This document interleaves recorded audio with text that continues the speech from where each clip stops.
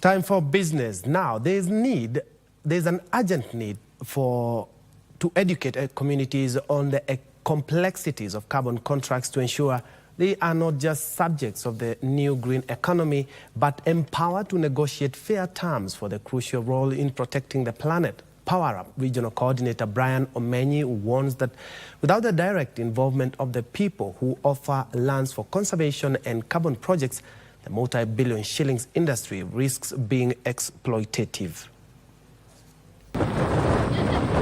Carbon market allows polluters to offset their emissions by buying credits from projects that protect the environment, such as forests or planting trees. But as this new green gold rush takes off, a critical question emerges. Who truly benefits? Article 6 of the Paris Agreement, governing global carbon markets, has been a central focus at the ongoing COP30 summit in Belém, Brazil. A key outcome here has been a stronger global push for transparency. Delegates are finalizing new integrity standards to ensure carbon credits represent real emission reductions and that benefits trickle down to the local levels. Of course, the regulations are good because they are coming in to ensure that the industry is not left open-handed, because that is what had been the case where communities were being taken advantage of. But I think the gaps in the policy is that they're not really community-centered.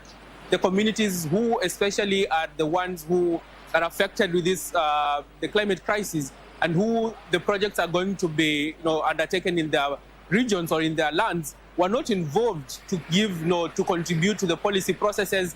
And this leaves so many gaps that have exposed the communities. This global spotlight increases pressure on Kenya to get its domestic regulations right. We need to really have regulations that are people-centered, that are really taking into account the interests of the communities to ensure that they are not being taken advantage of, but the projects are truly going to sustain them and to support them. For carbon credit markets to be sustainable and just, robust legal frameworks must be paired with proper awareness campaigns. As Kenya expands its carbon market regulations, education becomes essential, not just for protection or compliance, but for the safeguarding of our planet. Reporting from Belém in Brazil for KBC Channel 1, my name is Ndota Mokami.